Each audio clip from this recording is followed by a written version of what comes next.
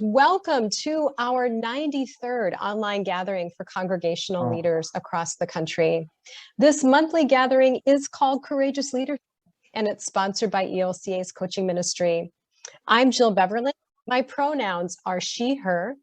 I am the program manager for this ministry, and I'm one of your facilitators today. As part of my traditional land acknowledgement, I want you to know that my home is located on the Fox River in Appleton, Wisconsin. This area is the ancestral territory of 5 nations of Native Indigenous peoples: the Menominee tribe, the Ho-Chunk Winnebago tribe, the Potawatomi tribe, the Oneida tribe, and the Stockbridge Munsee Band of Mohicans and the Brothertown community.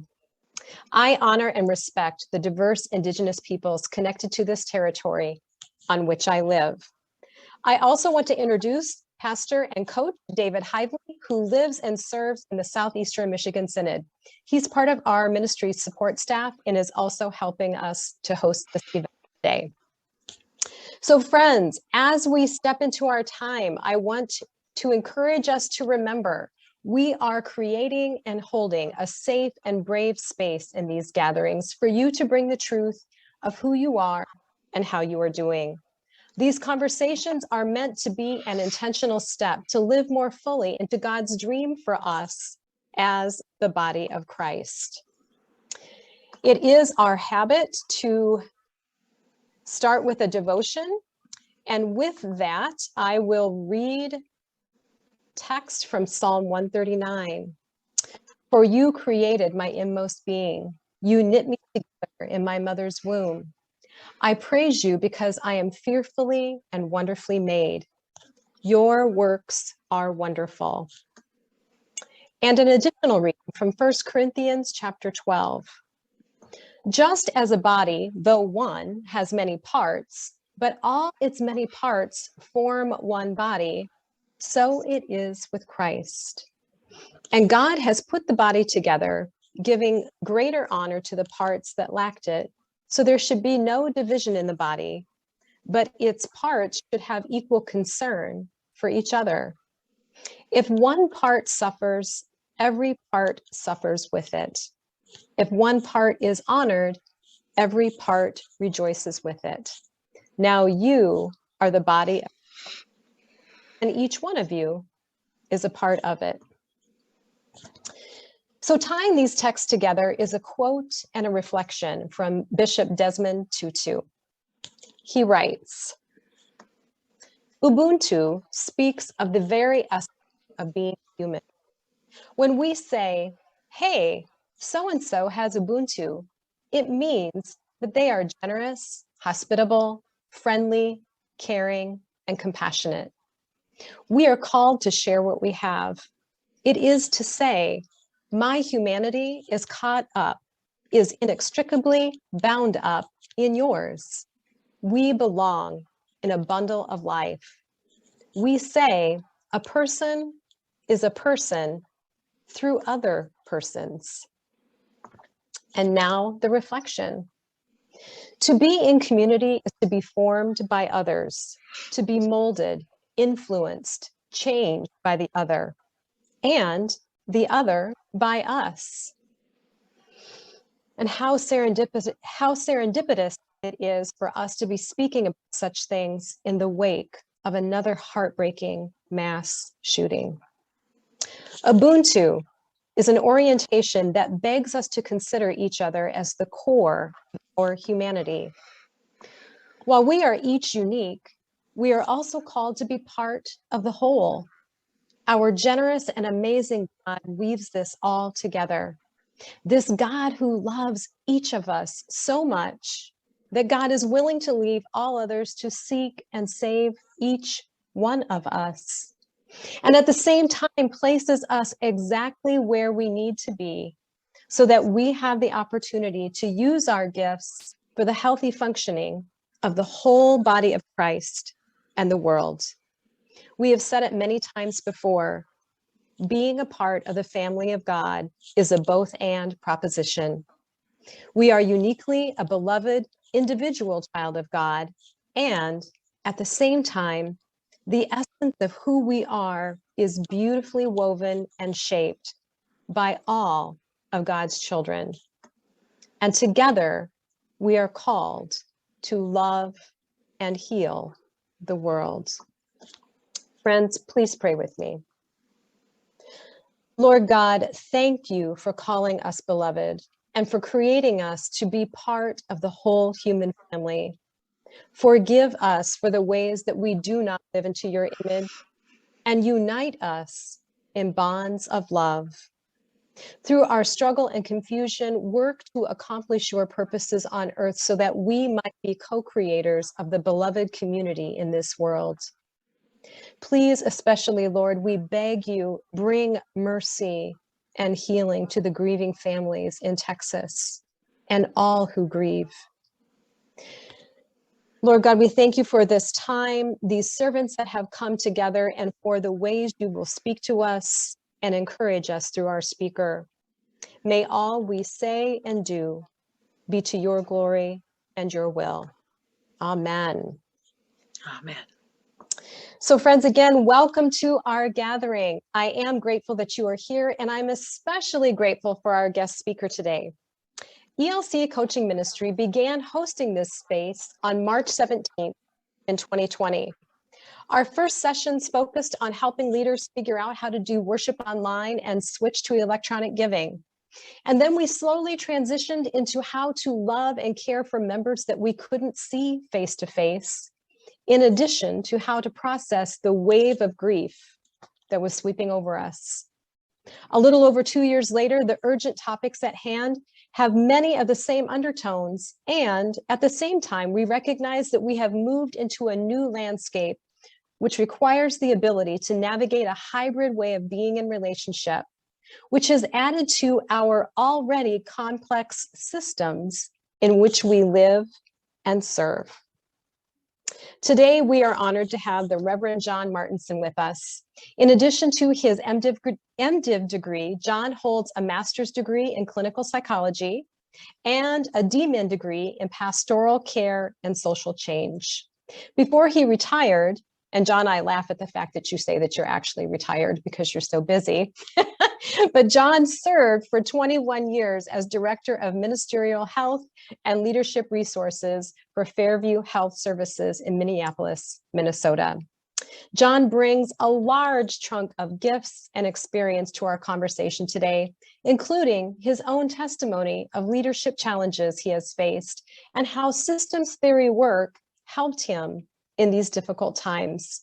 John, we are grateful you are with us, and we look forward to what you have to share. Welcome to our space.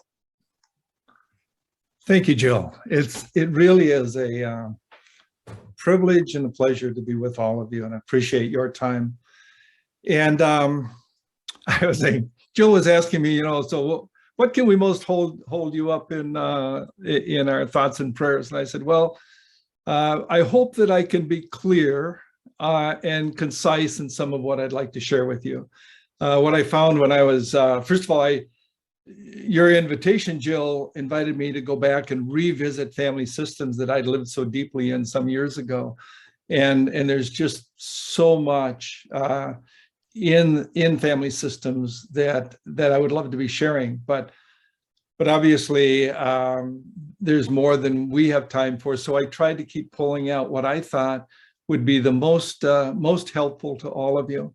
I'm also aware that some of you may have a lot of background in family systems, and some of you may be just being introduced to family systems for the first time. So I hope that what I share can have at least some value, no matter what end of that spectrum that you're on. I think I'm most anxious this morning about the electronics. I'm hoping when I share a screen, you'll actually see what I'd like to share with you, and we'll soon find out.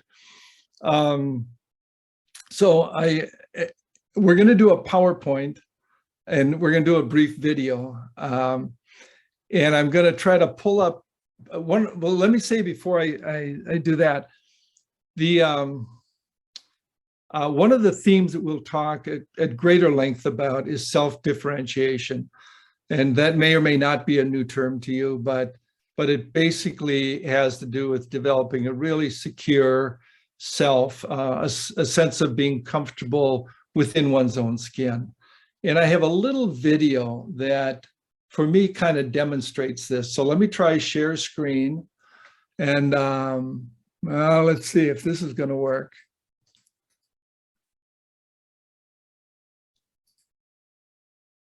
Let's see. There's my systems theory. Here, I think I got it. There it is. So far, so good, friends. So this is a brief video. And what I'd like you to think about as we think about what it means to be secure within yourself is what this 4-year-old girl has to teach us about self-differentiation. Here we go. Let's go, Dad. Can you hear this, by the way? It's okay? Okay. Let's get up and go in that secret path. Oh, yes, ready, Dad. Someone's in our secret path. This way. You'll slip. I won't fall. Maybe I will. That's okay, because we all fall. Have fun, Dad. Well, let's go down this big old hill. Wee woo! Wee woo! Wee woo!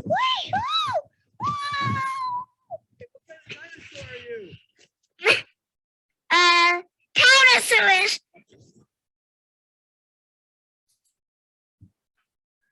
So now I'm going to try to get to here. Move this. Let's see. There we go. Wow. Hey, not bad, huh? The theme I chose was systems theory, insights for church leaders. Let's see if I can, I don't know if I can.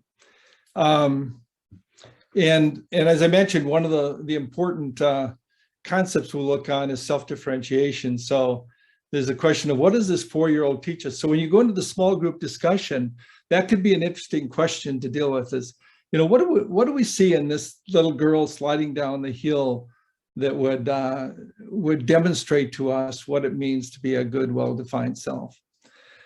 I also thought of a number of other questions, and I put them up in the front end here, just so that as we go through this material, you could be thinking about this a little bit. So in addition to that, there's the second, third, and fourth bullets all have to do in one way or another with self-differentiation. And that is, you know, how did my family of origin shape me as both a person and a church leader? Where do I feel confident, and where would I like to grow in terms of self-differentiation? And then we're going to talk about triads and what your experience has been in being drawn into triads, and anxiety in a system and how you have responded to anxiety in systems in the past. And then maintaining clear communication with everybody within the system and how that has been for you. And then I just put an other, thinking this is not complete by any means. So you will probably think of questions or think of something that you'd like to share with the rest of the group. And I absolutely invite you to do that. I'm also aware on some of this, like, how did my family of origin shape me as a person? How do I feel confident or not confident? You know, certainly you'll only share at the level that you really feel comfortable sharing. Although by the time I'm done sharing with you, you'll probably feel comfortable sharing anything, because I'm going to tell you a little bit about myself. So all of this started with Murray Bowen and Edwin Friedman. So I went from Murray Bowen to Edwin Friedman. Murray Bowen was a medical doctor who developed an interest in psychiatry. He actually had a fellowship to study surgery at Mayo Clinic, and then decided that's not what he wants to do after coming out of medical school. Ended up in 1954 on a 5-year family research project for the National Institute of Mental Health. And there his focus was families with adult schizophrenic children or a child. And that's really the foundation of his thinking of family systems, is because the issue is what what influences the development of schizophrenia in a person? And he was arguing that the system in which that person grows up in has a tremendous influence. He joined the faculty of Georgetown University and founded Georgetown Family Center. Edwin Friedman was a rabbi and a student of Murray Bowen's. And in fact, if I recall this correctly, he may have even for a short time been on the faculty of Georgetown University. But Fred, that was a place that did not fit well. And if you had a chance to get to know him, you'd realize he's not going to do well in that kind of a system. So he didn't stay in that. He really dedicated himself to taking what Murray Bowen had been developing in terms of theory and applying it to corporate systems, in particular to churches, but many other organizations as well. He really consulted with a lot of organizations. But we often think of him, some of us who have known him from the far past, think of him as his work with churches. He wrote Generation to Generation, looked at the congregation as a family, and how could family systems help us understand congregations that we serve, and the role of leadership, and how do you lead in those kind of systems. So I mentioned his book, Generation to Generation. His last book, A Failure of Nerve, was published after his death.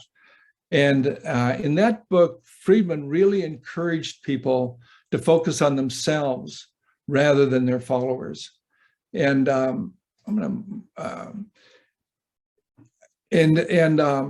think that was an additional movement of Friedman toward valuing self-differentiation, of saying the health of the leader is more important than virtually anything. So as leaders, we need to first of all focus on ourselves. I'm going to look at a number of elements within Murray Bowen's theory. And one of them is an emotional system. So Murray Bowen defined an emotional system. I struggled with this sentence. But as if you can imagine a number of people that are deeply interconnected with one another, we might think of the nuclear family, and I'll come to that in just a moment, but deeply connected to one another, and develop over time a certain way of relating to one another, a certain way of managing the relationships with one another. And various members in that group began to assume certain roles within the group. So going to the family of origin, this is obviously the first and really the most influential emotional system that we are in. It's where we develop defined roles and ways of coping. We carry these roles and coping mechanisms into the future. So however we have learned to manage relationships within our family, we replicate that in many ways in all the future relationships that we enter and systems that we enter.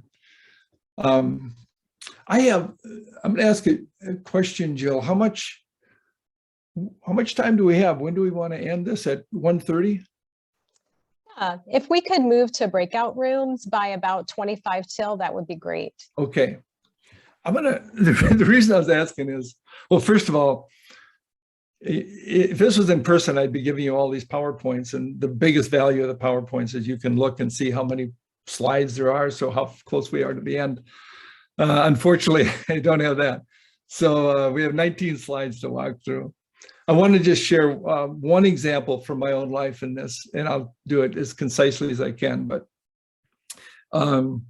so in our family, I was the oldest of 5. I was the typical good kid who pleased parents, got good grades, just did everything right. My next brother was just the opposite. He just kind of pushed the edges. He was not nearly as concerned about upsetting our parents by what he chose to do. Of course, he goes on, builds this a wonderful construction company because he's not intimidated by anybody. And here's poor Johnny, who's, really, really gives into authority and respects authority and can be intimidated by authority. So we carry those roles, and I think we've carried those roles through our lives. I've always respected authority, and I see it in our kids, and then I was talking with my mother, who's died a few years ago, but at 95, she was sharing the wild things she would do, like not go to skip out in confirmation when the pastor would come and say, "Where's Amy?" And she was going into town with her older sister instead. And she said, "Johnny, did you ever do anything wrong?" And I thought to myself, wow, maybe I should have, but I was so deeply ingrained to be in that role. So it's helpful for us to understand who we became through our experiences growing up in our particular emotional system of our family of origin. And then as church leaders, we serve in these highly complex emotional systems. So we bring to our leadership the self that we developed when we grew up. These are this next slide is some important influences on emotional systems. The differentiation of the individual members, the triangles that we'll talk about in a bit, and anxiety that we'll talk about in a bit. And as well as the fact that emotional systems are highly stable. They just do not change easily, and we need to recognize that. So this is an outline of what I'd like to touch on in the 10 minutes we have, and I think we can do that. The self-differentiation of the leadership, the understanding of triangles, maintaining a non-anxious presence, understanding resistance, and then communication. So we're going to walk through those quickly. The way I like to think of self-differentiation is when we're born, we are literally one with our mother. I mean, there's no sense of identity apart from that bond. And all of life in some way is a movement from that oneness to becoming a separate, independent, secure, well-defined individual, as the slide says. And it's a lifelong process. Nobody ever arrives, as Friedman would say, 70% is about the best. Also, the more differentiated we become in the theory, the more we use thought as what leads us through life. We move less and less on emotions and more on thoughtful process. And there's more reliance on our own internal guidance system. We trust ourselves, and so we have less reliance on the advice of others or the perception of others. And we end up being clear about who we are and what our values are, what our goals are. I like this in the next slide here. Self-differentiation includes taking responsibility for one's own emotional being rather than blaming others. In some ways, if we live life blaming others out there for what we're facing, it's really, I think, a sign of our lack of differentiation, because we take full responsibility for ourselves and we refuse to allow that responsibility to be given out there. The other is that we have the capacity to receive criticism, and we can actually listen to the criticism and think about what in that criticism has some merit for us, what is informative for us, how can it help us improve ourselves, we, even in the midst of the criticism, we can feel fundamentally positive about ourselves. This is going back to the issue of criticism. The other piece of that is recognizing that criticism is not all about me. Criticism often reflects issues in the life of the one who's leveling the criticism. So I think the balance is to say, I don't want to dismiss what somebody is saying to me by saying, well, that's all a projection or a displacement, transference out of their life. It has nothing to do with me. I want to hear what they have to say, but I also want to know that that this may also be reflecting in part what's going on in their life. And, you know, as a leader, to know that is really helpful in terms of ministry, because if somebody's really unloading on me, it's helpful for me to understand this person may really be hurting, and I need to be attentive to that. It's the ability to be an integrated self while still belonging to and relating to others. And it's living with integrity. It's being true to myself. So here are some implications for leaders on this. First of all, I think it's really important to work on our own self-differentiation. That is just to seek to continue to grow. There's a lot of this that's kind of set in place in terms of our personality by the time we emerge from our family of origin, but we can continue to grow in how we manage all of that. And really working at like taking full responsibility, using our thought process in our responses to life, and be clear in stating our own views while listening to others, listen to criticisms we just talked about, not overly personalized as we just talked about, and remaining calm as we can in the presence of anxiety, and staying connected with people. That's just critically important.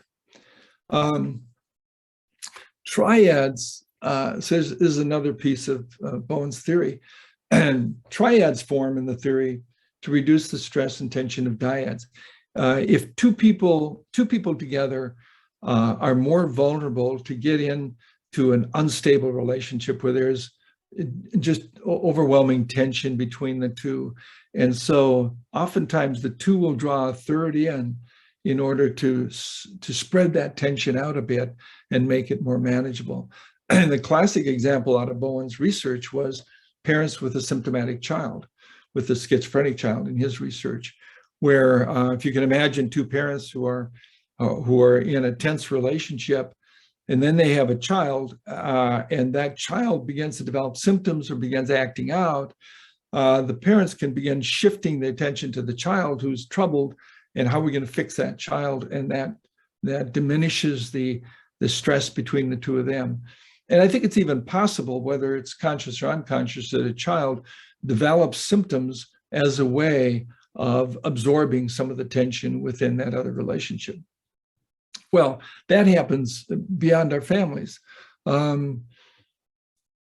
Triads form out of solving problems. You know, person A has a problem with person B, so calls in person C to solve the problem, relieving person A of the responsibility.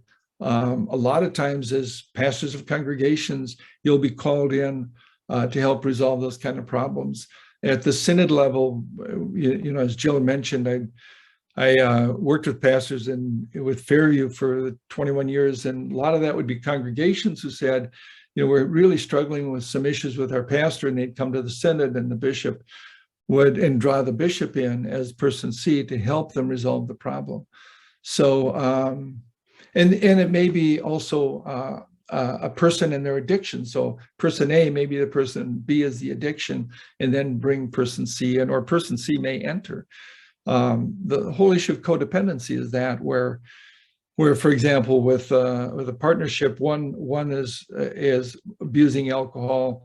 Alcohol is the second, and the partner tries to control it, tries to solve it, oftentimes by like hiding bottles or watering down bottles or doing whatever, or trying to convince. So so triads form just naturally in our human life. So what does this mean for us as leaders? Well, the goal is not to try and avoid being drawn in. Yeah, that was my first thought, is that, well, now that we understand triads, we just won't get drawn into one. But in fact, it's important to be drawn in, because we really truly can be helpful if we can enter in a healthy way. And some of the elements of helpful entry include remaining calm ourselves, not absorb all the tension in that relationship, listening carefully to both sides, recognizing that you can't change the relationship between two others. In fact, it's really helpful for us generally to say, you know, we can't change other people. All we can do is be present with them. And then recognizing that simply being present and being calming can be enough. It can truly be helpful. Anxiety is a natural response to any organism. I think I have underneath my deals, we're going to talk a little bit about acute and chronic anxiety, but anxiety is a natural response when there's a threat out there. It's a physiological response, increased adrenaline, increased heart rate. In the animal kingdom, this response is critical to survival. So we talk about anxiety in terms of acute and chronic. Acute anxiety is a response to a threat that appears imminent. Chronic is a threat that always seems to be out there. It's often not real, and it's often time limited. So contributors to chronic are poor self-differentiation, the tendency to function more on feelings than on thinking. That's important. And there's often a fear of just not being adequate. A lot of times the threat is the threat to my ego, to my sense of self. And we bind anxiety by, we look for relationships that offer our needed affirmation, support, drugs, overachieving, or personality traits such as obsessiveness, procrastination, perfectionism, aggressiveness. I was kind of proud. I looked at that list and I thought, I only have 3 out of the 4. That's not too bad. Implications for leaders, again, acknowledging anxiety, listening, communicating, engaging in discussion, offering realistic hope, and realistic is really important. It doesn't help to offer false hope, but look at where we can offer some realistic hope, and then us just remaining calm as we can in the midst of it. And then the last 2 is, and I can do this in a minute, just to acknowledge that systems are very, very resistant to change. It's true of family systems, it's true of congregational systems, it's true of church-wide systems. And we often make a big mistake when we come into a system and we think, well, we'll just change all of this, and we meet incredible resistance to that, because it's just not the nature of systems. So, as Raleigh Martinson said when he joined Luther Seminary, he said, John, I spent the first year just listening because I need to get to know the system. That's one of what we need to do. And then in my work, I worked with Ed Friedman for over, probably 5 years or so, or he worked with me, it would be more accurate. But one of his consistent messages to me was communicate, communicate, communicate. Just stay in touch. And I've listed some of the goals of that, and say I'll leave that to your reading. But just just being honest with people and staying in touch with people, and being that calming presence with people. One of Friedman's big themes was being a non-anxious presence in a system, and being able to respond to questions and concerns. And with that, I think we're at our time. These are the questions that I had at the very beginning, so I can just leave those up while I figure out how to get back. Here we go. And I know this was this is a lot in just very little time, and I hope there's some gems here, something that can have some value for you.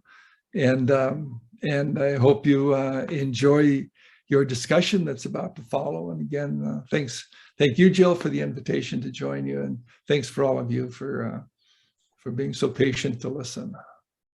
John, thank you for this very informative presentation. There has been a lot of chatter in the chat box to the side, and people are saying this is real life stuff. So you have struck a chord with our participants, John. With that, friends, I'm going to deploy you to breakout rooms. An ELCA coach and coaches on the call today, thank you for being here today and for facilitating the small group discussion. We can't do courageous leadership without you. And so, friends, as John encouraged us at the end of his presentation, communicate, communicate, communicate. Or maybe in the small group, you want to just listen today. That's part of the truth that you're bringing, and that's okay too. But we hope that you walk away with nuggets. So we're going to send you to those breakout rooms and bring you back at about 10 till the hour to debrief and unpack together. So God bless your conversations, and we will send the questions via chat into your rooms. So you'll have some to focus on. Welcome back to the large group, friends. Hope that you enjoyed inspired conversation. And so this is our habit at this point in the hour. We love to unpack the learnings that surfaced in your small group time, of course, keeping the confidence of your small group partners. And so if we could have a volunteer just to kick off this part of our debrief time, that would be great. What are some themes or some learnings that surfaced in your small groups? I would say for me, in our group, a common theme was the remembering that it begins with me and my work on taking care of myself, so I'm in my best place to navigate. And that's counterintuitive to how most of us are trained, right? Think about others, think about others, think about others. Yeah, thank you for naming that, Tammy. What else? One of the things that that came up for us is that this is an ongoing process. It's not like it's a one and done, right? Where there's constantly the learning, constantly practicing. It's a way of life. It's a way of being, a way of learning, a way of constantly adjusting and figuring out what's going to work. So it's lifelong. Absolutely. Thank you also for naming that, Kimmy. It's a posture that we walk in and something that we have to continually adapt to. Yeah, well done. Sorry. I was reminded how much family of origin impacts our growth and who we are, but that through the grace of God, we do grow in confidence. For me, love of family and church, and of course of God, plays a huge part in that. Wonderful. Thank you for that reflection. In our group, we had lots of insights around our own families of origin, but I think there are a couple things that came up that were kind of about how much time we had alone with parents, or how girls and boys were maybe treated differently, or messages that we learned that were different. And again, how we now view those and what we learn out of looking back over those times. How open we are with feelings or not, and just really understanding a little bit more at whatever age we are now and looking back. So a thank you to John, to a realization that somebody had from what you said, just some other pieces fell into place for the person. So thank you.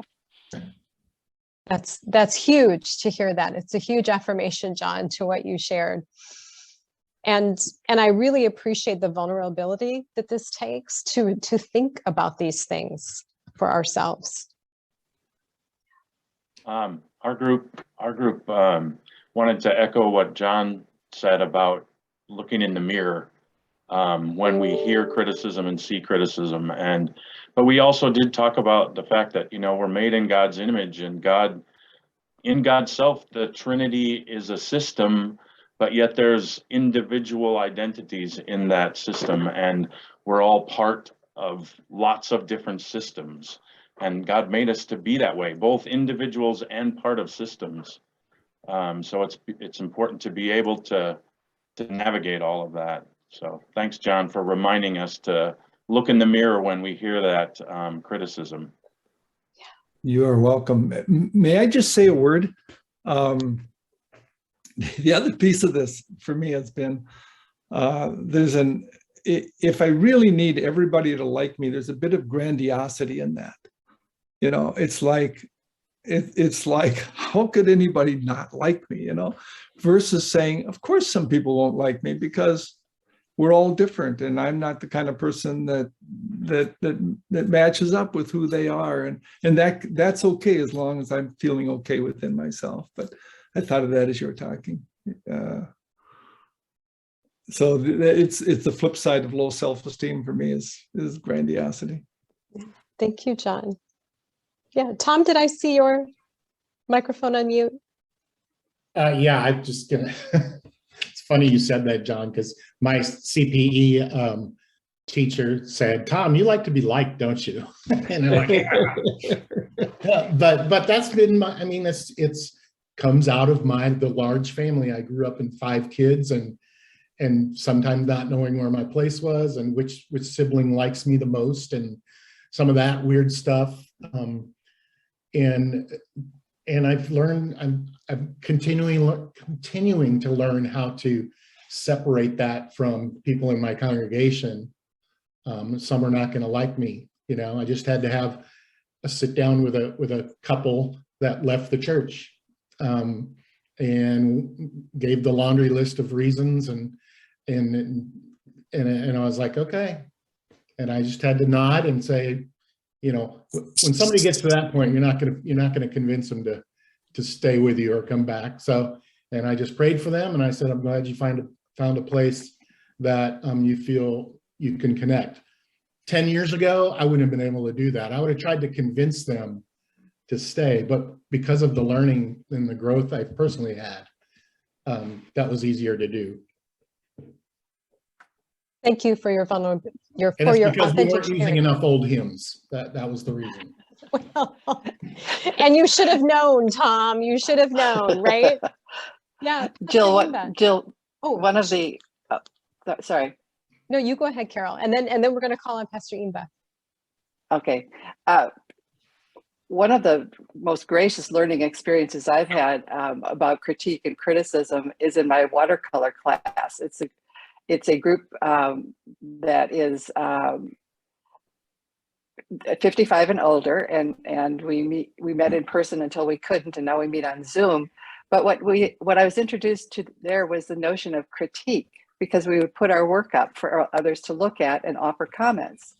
And I like the distinction between critique and criticism, because the critique is offered with the well-being of the recipient in mind, and that there's a relationship there as well.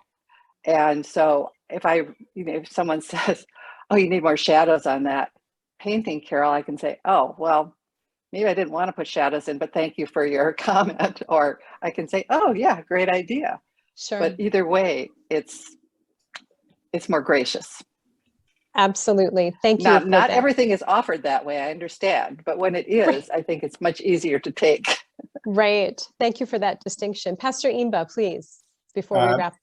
I'm part of the room too. In our room, in our group, we were reflected who all had family system training as part of the seminary training, and most of us identified to only learned it in CPE, and one person didn't have even CPE.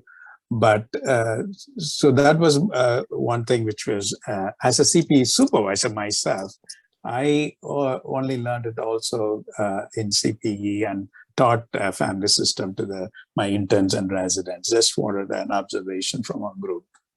Okay. Thank you for that. And glad to hear that we are trying to equip our leaders with these important skills. So friends, let's give John a big hand again for his time and his wisdom.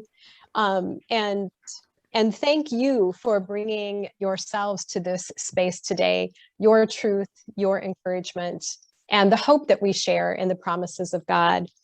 We want you to know that we do have an archive of our previous Courageous Leadership gatherings. David's going to drop that link into our chat now.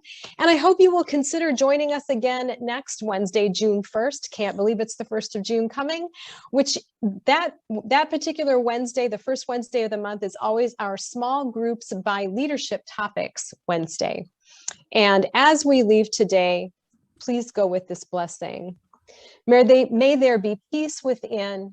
May you trust God that you are exactly where you are meant to be. May you not forget the infinite possibilities that are born of faith. May you use those gifts that you have received and pass on the love that has been given to you. May you be confident knowing you are a child of God.